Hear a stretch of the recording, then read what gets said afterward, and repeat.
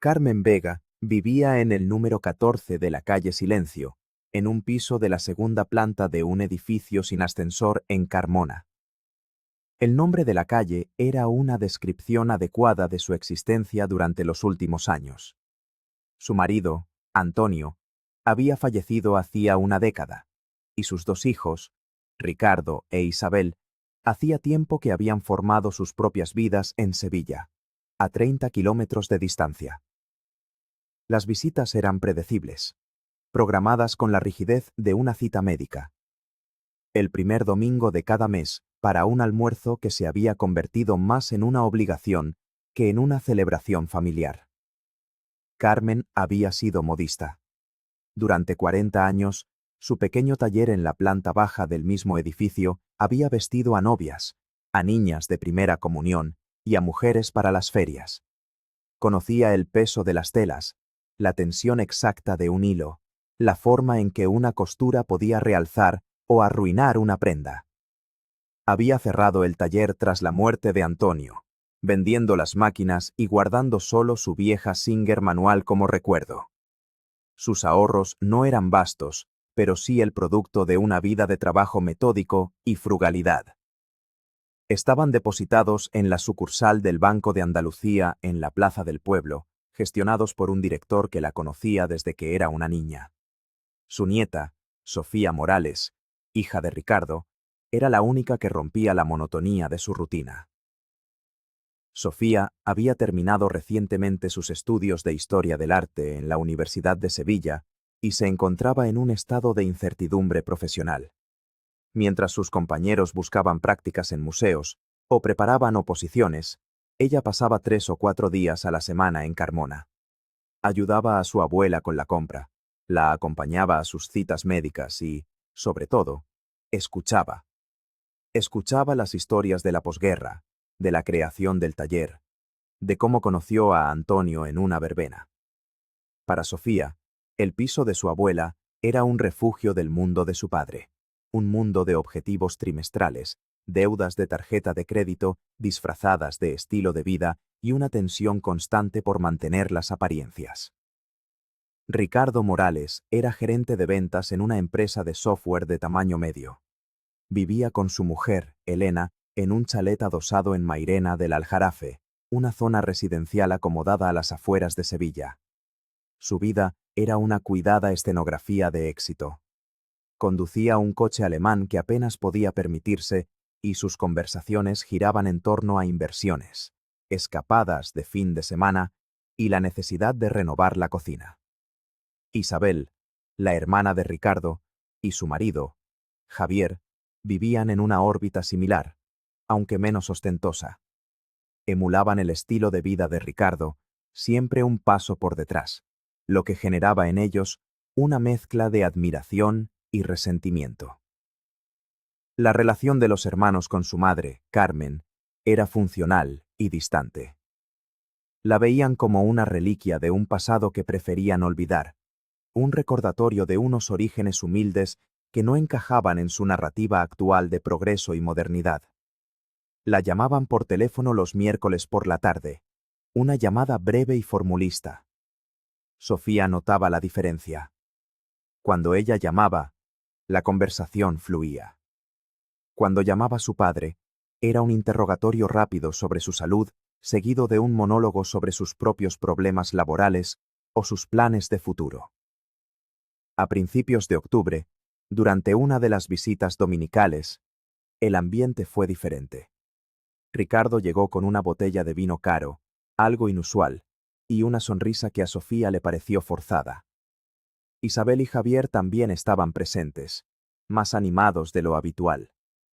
El almuerzo transcurrió entre halagos exagerados hacia la cocina de Carmen y anécdotas triviales. Sofía permaneció en silencio, observando. Sabía que aquella coreografía precedía a una petición. Después del postre, mientras Carmen recogía los platos, Ricardo carraspeó y tomó la palabra. «Mamá, hemos estado pensando», comenzó, con un tono que pretendía ser casual. «Nunca has viajado de verdad, más allá de la costa de Huelva. Te mereces algo especial. Carmen se detuvo con un plato en la mano, expectante. Hemos pensado en un crucero, continuó Ricardo. Todos juntos. Una semana por las islas griegas.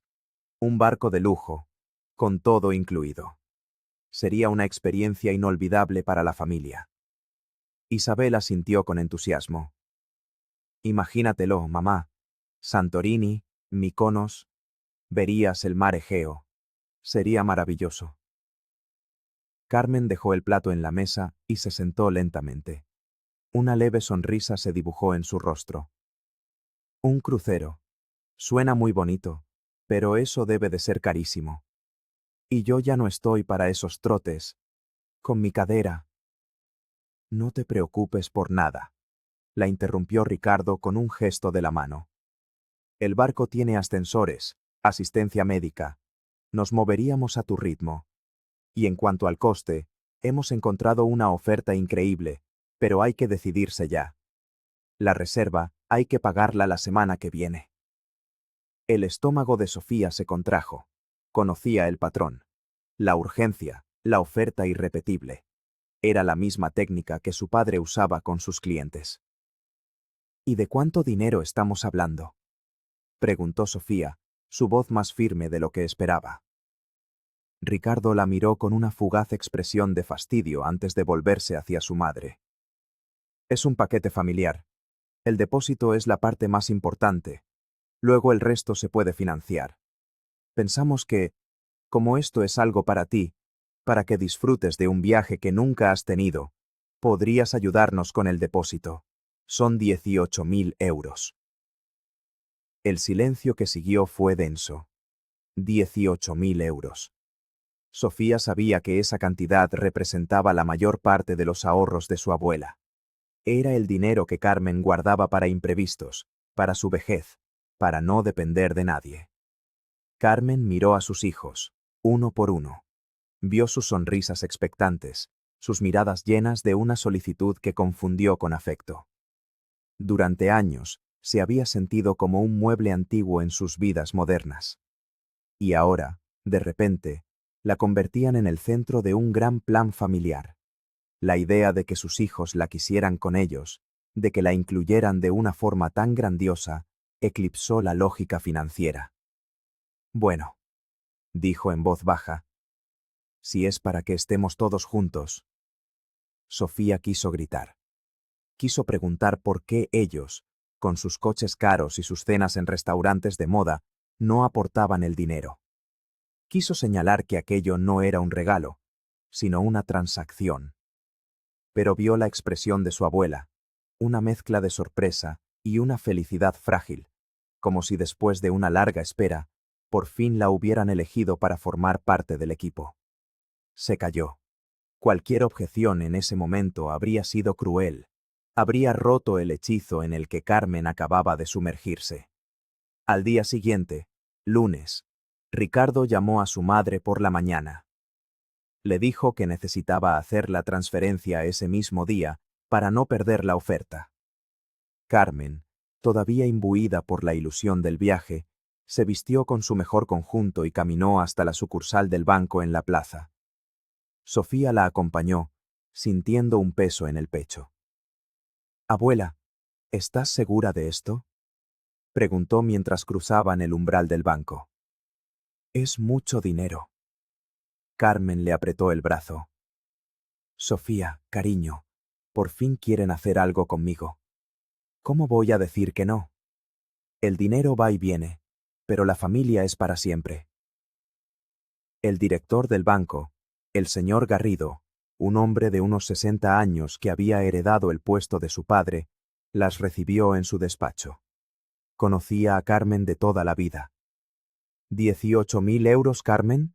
¿Una transferencia a la cuenta de tu hijo?», preguntó con una ceja arqueada, revisando el formulario.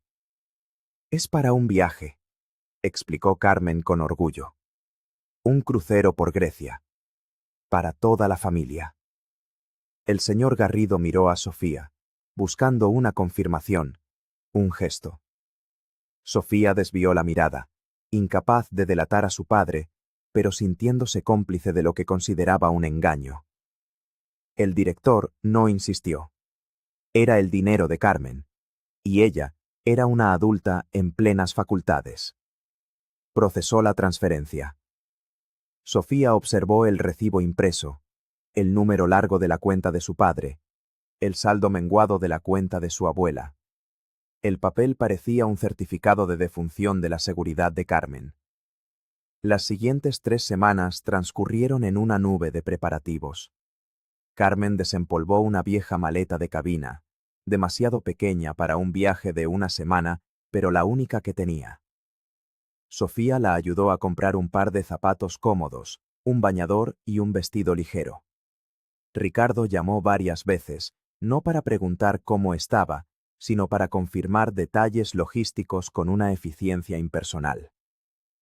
El vuelo sale de Sevilla a las 7:15 de la mañana. Tenemos que estar en el aeropuerto a las 5 solo. Sé puntual, mamá, no podemos perderlo. La palabra nosotros resonaba en la mente de Carmen, llenándola de una alegría que no había sentido en años. Compró guías de viaje de Grecia y pasaba las tardes mirando fotos de las Cícladas, imaginándose en la cubierta del barco, con sus hijos y nietos a su lado. Sofía observaba su entusiasmo con una creciente sensación de pavor. La amabilidad de su padre era demasiado repentina, su interés demasiado específico. Algo no encajaba. La noche antes del vuelo, Ricardo, Elena, Isabel y Javier pasaron por Carmona para recoger a Carmen. Sus coches estaban cargados de maletas grandes y nuevas. La pequeña maleta de Carmen parecía ridícula a su lado. He preparado poco equipaje para no molestar, dijo ella, sonriendo. Ricardo le dio una palmada en el hombro. Bien hecho, mamá. Siempre tan considerada. El cumplido sonó hueco.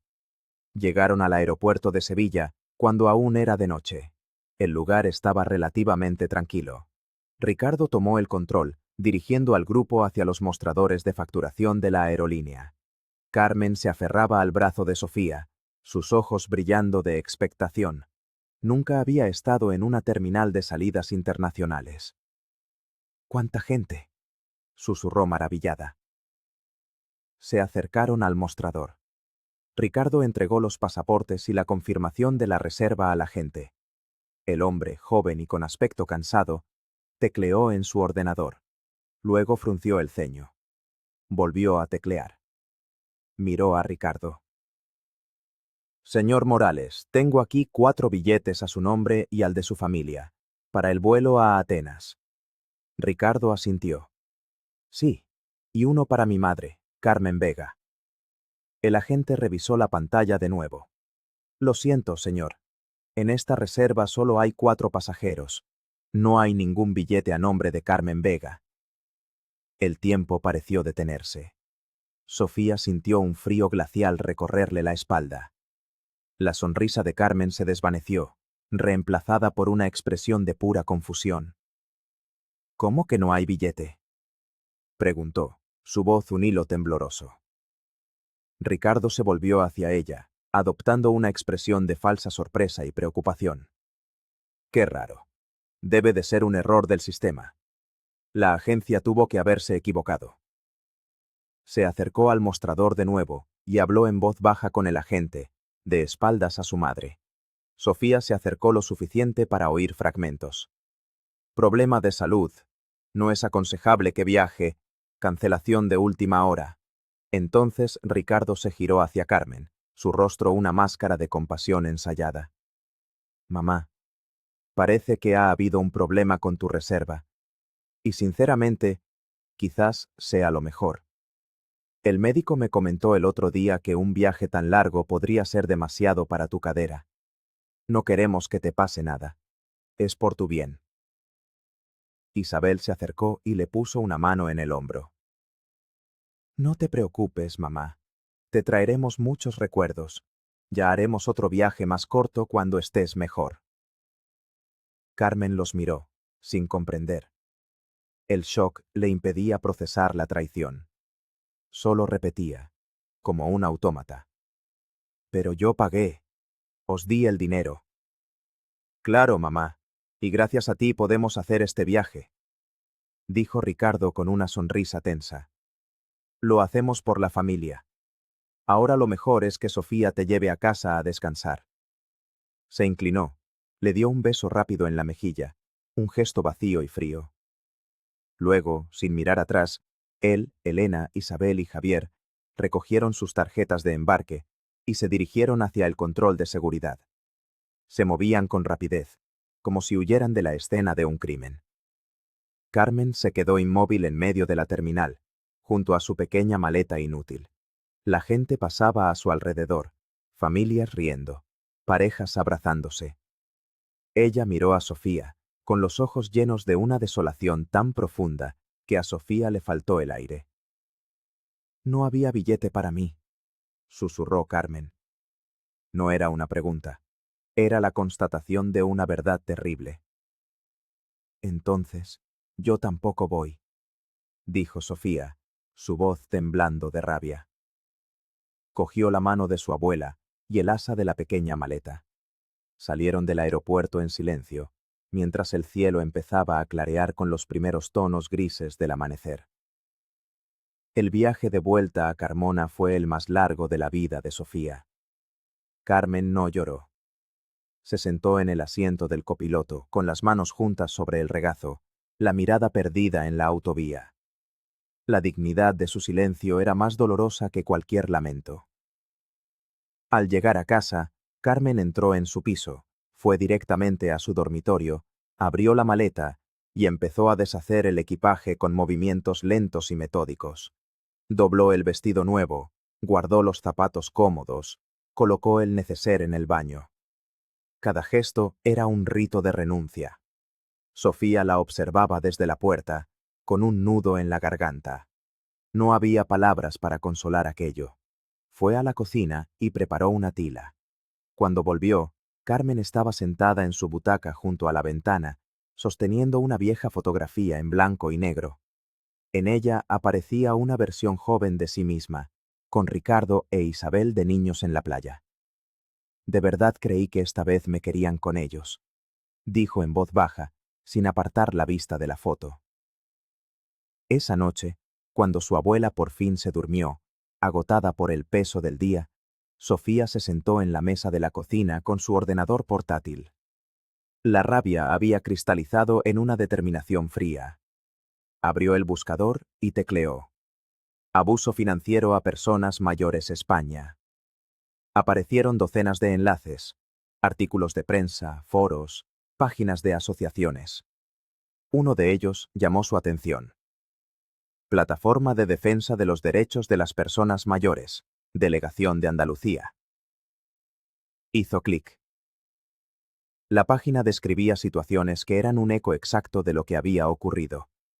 Manipulación emocional para obtener fondos, promesas falsas, abuso de confianza familiar. Había un número de teléfono de asesoramiento jurídico gratuito. Lo apuntó en un trozo de papel. Al día siguiente, mientras su abuela podaba con apatía los geranios del balcón, Sofía tomó una decisión. No iba a permitir que aquello quedara impune. Hizo la llamada desde su propio móvil, en el pasillo, mientras su abuela dormitaba en el sofá. Le contestó una voz masculina, calmada y profesional. Plataforma de defensa, dígame.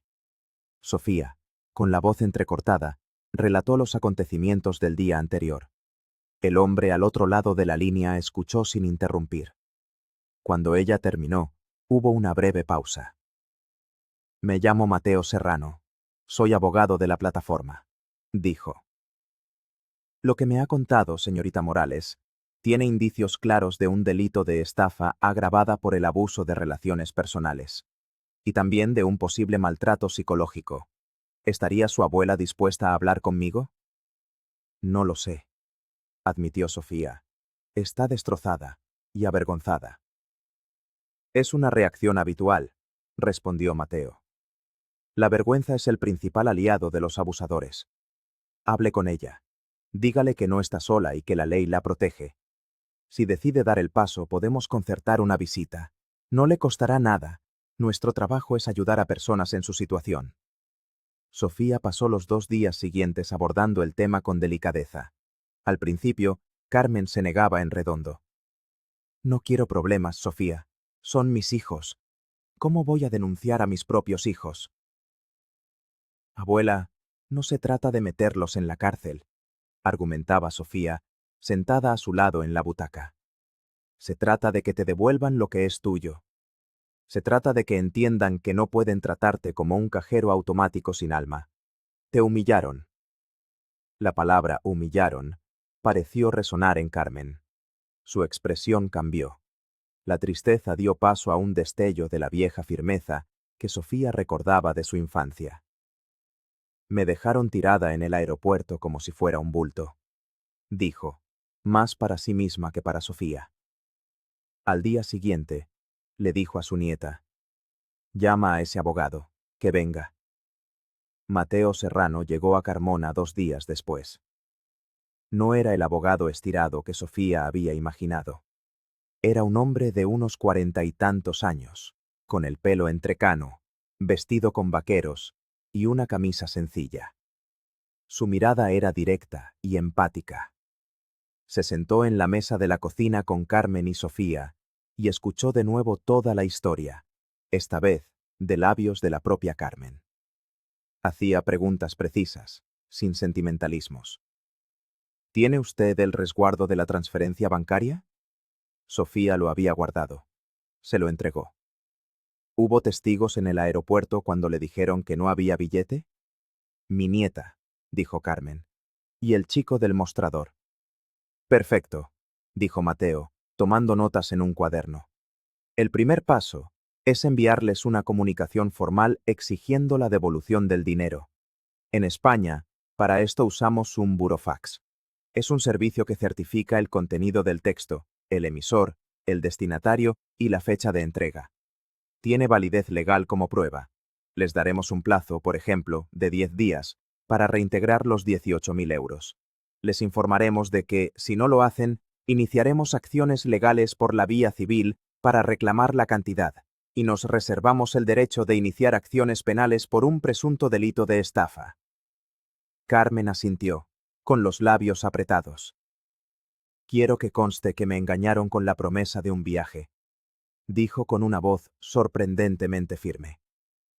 Quiero que se sepa que me abandonaron en el aeropuerto. Así constará, señora Vega, aseguró Mateo. Cada detalle. Durante la semana siguiente, mientras Ricardo e Isabel publicaban fotos en redes sociales de atardeceres en Santorini y cenas con vistas al mar, Mateo Serrano preparaba la ofensiva legal. Con la ayuda de Sofía, recopiló más pruebas. Fueron al banco y obtuvieron una declaración jurada del director, el señor Garrido, que testificó que Carmen había acudido a realizar la transferencia bajo la premisa de un viaje familiar. Fueron al aeropuerto de Sevilla. Con algo de esfuerzo, localizaron al agente de facturación que los había atendido. El joven, llamado David, recordaba perfectamente el incidente. Me sentí fatal por la señora, les dijo. El hijo me dijo en voz baja que era mejor que no viajara por motivos de salud, pero la cara de la mujer era de sorpresa total. Parecía que no sabía nada. Fue muy frío. David aceptó firmar una declaración detallando la conversación. Cada documento, cada testimonio, era una pieza más en el mosaico de la traición. Para Carmen, el proceso fue doloroso, pero también catártico. Ver los hechos puestos en papel, analizados bajo la fría luz de la ley, la despojaba de la culpa y la vergüenza que había sentido. Ya no era su fallo por haber confiado, sino el delito de ellos por haberla engañado. El día que la familia Morales regresaba de Grecia, Sofía y Mateo los esperaban en la terminal de llegadas del aeropuerto de Sevilla. Sofía se sentía nerviosa, pero la presencia tranquila de Mateo le infundía seguridad. Él sostenía una carpeta de cartón que contenía 2 copias del burofax. Los vieron aparecer por la puerta automática. Bronceados, sonrientes, cargados de bolsas de duty free. Ricardo iba delante, hablando por el móvil. Isabel se hacía un selfie con Javier. Su alegría se evaporó en cuanto vieron a Sofía y al hombre que estaba a su lado. Ricardo colgó el teléfono, su rostro endureciéndose. ¿Qué haces aquí, Sofía? He venido a recibiros, respondió ella con calma. Mateo Serrano dio un paso al frente. Ricardo Morales e Isabel Morales, por favor. Su tono era neutro, profesional. Les tendió a cada uno un sobre. Ricardo lo cogió con recelo. Isabel lo miró como si quemara. ¿Qué es esto?, espetó Ricardo. Es una comunicación legal, explicó Mateo. En ella se les requiere formalmente la devolución de 18.000 euros a su madre, Carmen Vega, en un plazo de 10 días. El dinero fue obtenido bajo la falsa promesa de un viaje que nunca se materializó para ella. Si no proceden a la devolución, se iniciarán las acciones judiciales pertinentes. La cara de Ricardo pasó del desconcierto a la furia. Esto es ridículo. Ella nos dio el dinero voluntariamente. Un consentimiento obtenido mediante engaño es nulo, señor Morales, replicó Mateo sin inmutarse. Se llama dolo, y en este caso, dadas las circunstancias, podría constituir un delito de estafa. Isabel rompió a hablar, su voz aguda por la incredulidad. Sofía, has puesto a un abogado contra tu propia familia. Tu abuela está senil, no sabe lo que hace. Mi abuela sabe perfectamente lo que hace, la cortó Sofía, mirándola directamente a los ojos. Sabe que la utilizasteis y la humillasteis. Y yo también lo sé. Yo estaba aquí. La escena atrajo algunas miradas curiosas. Ricardo, consciente de las apariencias que tanto le importaban, bajó la voz, su tono amenazante. Te vas a arrepentir de esto, Sofía. El tiempo para arrepentirse era antes de dejarla tirada en este mismo aeropuerto, dijo Mateo. Tienen 10 días. Buenos días. Se giró, hizo un gesto a Sofía para que lo siguiera, y se marcharon, dejando a la familia Morales en medio de la terminal, con sus maletas, su bronceado y los sobres que acababan de dinamitar su mundo.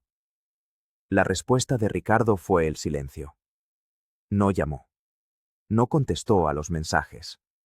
Dejó pasar los 10 días, probablemente convencido de que era un farol, una rabieta de su hija y su anciana madre que se apagaría con el tiempo. Fue un error de cálculo. Al 11º día, Mateo Serrano presentó una demanda civil en el juzgado de primera instancia, reclamando la devolución de los 18.000 euros más los intereses y las costas del proceso. Adjuntó toda la documentación: el resguardo de la transferencia, las declaraciones juradas del director del banco y del agente de facturación, y el testimonio de Sofía. El proceso judicial fue lento, como suelen serlo, pero la evidencia era abrumadora. Ricardo e Isabel contrataron a un abogado que intentó argumentar que el dinero había sido un regalo, una donación.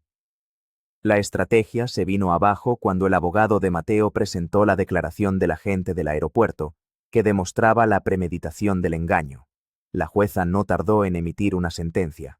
Condenaba a Ricardo e Isabel Morales a devolver solidariamente la cantidad de 18.000 euros a Carmen Vega, más los intereses legales desde la fecha de la transferencia y el pago de todos los costes judiciales. Pero Mateo no se detuvo ahí. Una vez obtenida la sentencia civil, se sentó de nuevo con Carmen y Sofía. Hay un paso más que podemos dar, Carmen, le dijo con suavidad. Es una decisión muy personal. La ley española permite desheredar a un hijo por causas graves. Una de ellas es el maltrato de obra o injuria grave de palabra. Lo que sus hijos le hicieron, el engaño y la humillación pública, puede considerarse una forma de maltrato psicológico y una injuria grave. Puede modificar su testamento para excluirlos explícitamente. Carmen lo pensó durante un largo rato.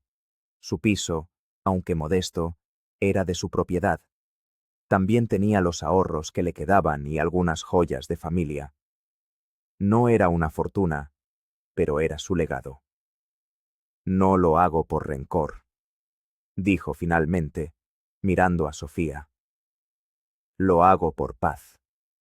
No quiero que el día que yo falte, se peleen por mis cosas como buitres. No se lo merecen. Esa misma semana, Acudió a un notario y otorgó un nuevo testamento. En él, declaraba explícitamente su voluntad de desheredar a sus hijos, Ricardo e Isabel Morales, por causa de indignidad, citando la sentencia judicial como prueba del maltrato recibido. Nombraba a su nieta, Sofía Morales, como heredera universal de todos sus bienes. La noticia de la sentencia y del Nuevo Testamento llegó a Ricardo e Isabel como un terremoto. La condena económica les obligó a pedir un préstamo para pagar la deuda, lo que añadió más presión a sus ya frágiles finanzas. La desheredación fue un golpe moral aún más duro, una mancha pública en su historial de respetabilidad. Intentaron contactar con Carmen, pero ella ya no respondía a sus llamadas. Sofía actuaba como un cortafuegos. Las pocas veces que se cruzaba con su padre o su tía, la miraban con un odio gélido. Había roto el pacto de silencio familiar, y eso no se lo perdonarían nunca. Para Carmen, la victoria legal fue el principio de una liberación silenciosa. El dinero recuperado volvió a su cuenta bancaria, pero el verdadero cambio fue interno. Se deshizo de la sensación de ser una carga o una víctima. Empezó a reconectar con viejas amistades del barrio, a participar en las actividades del centro de mayores. Se apuntó a un taller de cerámica, y sus manos, antes acostumbradas a la tela y el hilo, encontraron un nuevo propósito en el barro. Sus estanterías se llenaron de pequeñas vasijas imperfectas y coloridas. Sofía, por su parte, encontró su vocación en el fragor de aquella batalla. La experiencia de navegar el sistema legal, de defender a su abuela, de ver de cerca la vulnerabilidad de las personas mayores, la transformó. Se matriculó en un grado de trabajo social y se especializó en gerontología y mediación familiar. Quería ser la Mateo Serrano de otras familias, la voz de aquellos a quienes intentaban silenciar. Los años pasaron. La relación de Sofía con sus padres se rompió por completo. Fue una pérdida dolorosa, pero la reemplazó la solidez del vínculo con su abuela. Se mudó definitivamente a Carmona, a un pequeño apartamento alquilado cerca del de Carmen, para estar a su lado. Vivieron una vejez compartida, tranquila y digna. Carmen nunca volvió a mencionar el crucero, pero a veces, mientras moldeaba una pieza de arcilla, sonreía con una mueca irónica. «Hay viajes que es mejor no hacer nunca», le dijo una vez a Sofía. Carmen Vega falleció a los 87 años, una mañana de primavera, mientras dormía. Murió en su casa, en su cama, en paz. A su funeral acudieron sus amigas del centro de mayores, el señor Garrido del banco, sus vecinos de la calle Silencio y muchas de las mujeres a las que había cosido trajes a lo largo de su vida. Ricardo e Isabel no fueron invitados. Sofía se encargó de todo, con una serenidad que era el último regalo de su abuela. Después del entierro, Sofía volvió al piso de la calle Silencio. El lugar estaba impregnado de la esencia de Carmen. Abrió el armario y encontró la pequeña maleta de cabina. Dentro, cuidadosamente doblado, estaba el vestido que habían comprado para el crucero que nunca fue. Lo sacó, lo sostuvo un momento y luego lo guardó en una caja para donarlo. No era un recuerdo que necesitara conservar. El verdadero legado de su abuela no estaba en los objetos, sino en la lección de dignidad que le había enseñado. Era un legado de fortaleza silenciosa, de la justicia que a veces llega tarde pero llega, y de la certeza de que a veces la familia no es la que te toca en suerte, sino la que eliges defender. Sofía se sentó en la butaca junto a la ventana, la misma en la que su abuela había llorado su traición y planeado su defensa, y miró hacia la calle. El silencio ya no era de soledad, sino de paz.